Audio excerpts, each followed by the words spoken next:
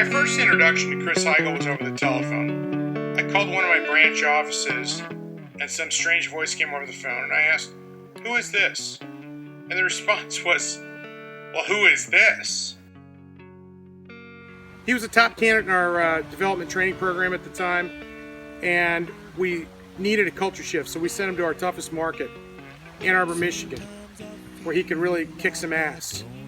He was totally prepared, except on day one of his first seminar, he called me to fax him his welcome talk. Most of you watching this don't know what a fax is, it doesn't matter. But he needed my notes so he could conduct his first seminar.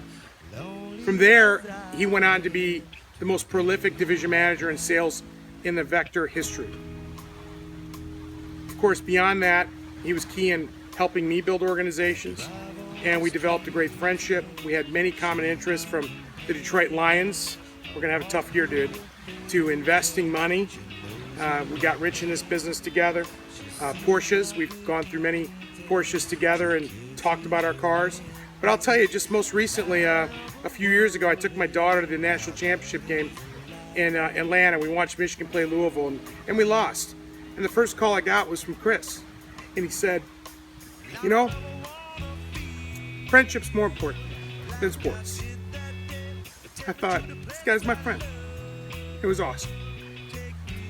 Beyond the tremendous sales performance and the huge development impact and all the great stuff, life happened too. And Chris, I got some friends, got some family, I want to say hi.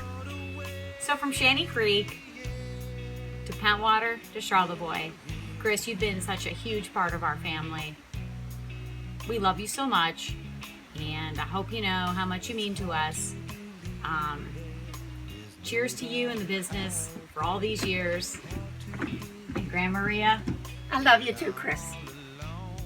What I remember about Mr. Chris is that he was always reading a book. He would ask me what I was reading, and we would talk about Harry Potter. And I'd ask him what he was reading. I haven't gotten to the shack yet, Chris, but I'll get there one day.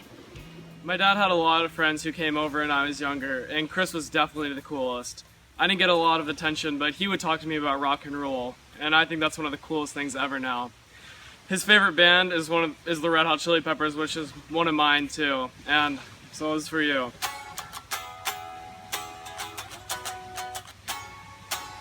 On all the cruises that we went to and all those big trips, all the family trips, I always wanted to do what the big kids were doing, like my brother and sister.